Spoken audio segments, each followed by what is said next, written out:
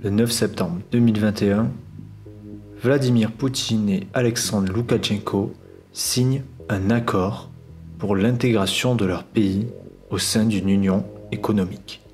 Et cette avancée n'est pas sans précédent, alors une brève chronologie s'impose. En 1991, Boris Eltsine proclame l'indépendance de la République fédérale de Russie et entraîne par la même occasion la dislocation de l'URSS. Toutes les républiques satellites proclament leur indépendance. La communauté des États indépendants est créée la même année et vise à rassembler les anciennes républiques soviétiques au sein d'une union économique. Mais le projet stagne et la Russie est contrainte de maintenir sa sphère d'influence en établissant des accords au cas par cas. Les anciens États soviétiques, que sont la Biélorussie, l'Ukraine, le Kazakhstan, la Géorgie et auxquels s'ajoute la Yougoslavie, affichent leur faveur pour une nouvelle union économique avec la Russie. En 1999, l'union de la Russie et de la Biélorussie est ratifiée. Elle instaure une entité juridique visant à atteindre une confédération politico-économique, comme l'Union européenne. Ce projet aurait pu être étendu à l'Ukraine, le Kazakhstan, la Géorgie et la Yougoslavie, mais les intérêts de chacun repoussaient la conclusion d'accords au point d'abandonner cette idée. La Biélorussie devint alors le territoire privilégié par la Russie pour une intégration, voire même une annexion pacifique et diplomatique.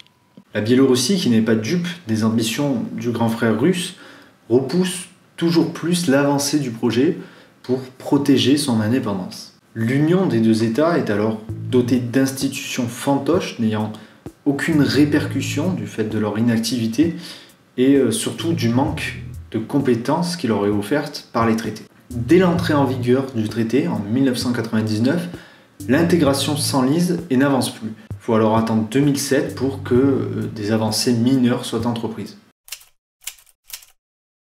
Mais en août 2020, la Biélorussie connaît des événements qui donnent à la Russie une capacité importante dans la négociation concernant l'union des deux États. Car c'est en août 2020 que Loukachenko est réélu de manière frauduleuse à 80,23%, ce qui provoque des protestations à l'encontre du dirigeant au sein du pays. Vladimir Poutine offre alors son soutien en matant les manifestations et en permettant l'emprisonnement de centaines d'opposants. Mais ce cadeau empoisonné pousse un Loukachenko affaibli à faire des concessions. L'intérêt de la Russie dans ce soutien est double. D'une part, elle va accroître la dépendance de la Biélorussie à la Russie. D'autre part, elle va permettre de mater l'opposition au régime biélorusse et éviter que la Biélorussie connaisse une révolution comme en Ukraine, qui a mis un terme définitif aux relations avec la Russie et a installé une guerre frontalière au Donbass et en Crimée. Le Kremlin veut absolument éviter cette hypothèse car l'Ukraine a été sortie de la zone d'influence de la Russie pour entrer dans le joug de l'Union européenne.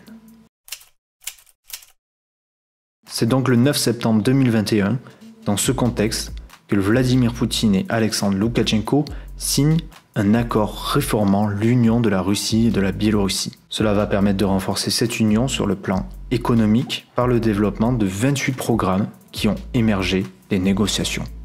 Même si Poutine, devant Loukachenko, publiquement concède que les avancées ne sont d'ordre qu'économique, nous sommes en fait en train d'assister à presque la vassalisation de la Biélorussie à cause de la défaite de Loukachenko qui, pourtant, s'opposait fermement à cette intégration.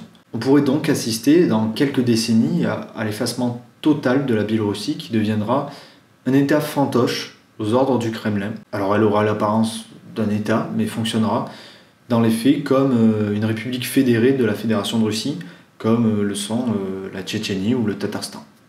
Loukachenko a perdu car il a été pris au piège dans sa recherche de stabilité économique. Cette stabilité devait lui permettre d'endormir les protestations de la population. Mais la stabilité garantie par les Russes se faisait au prix de l'indépendance. Les dépendances biélorusses à la Russie sont de l'ordre économique et militaire. En effet, la défense de la Biélorussie contre l'OTAN dépend de son alliance avec la Russie.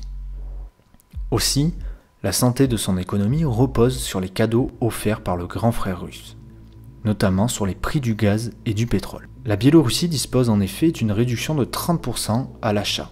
Elle peut donc acheter ses ressources énergétiques à bas coût.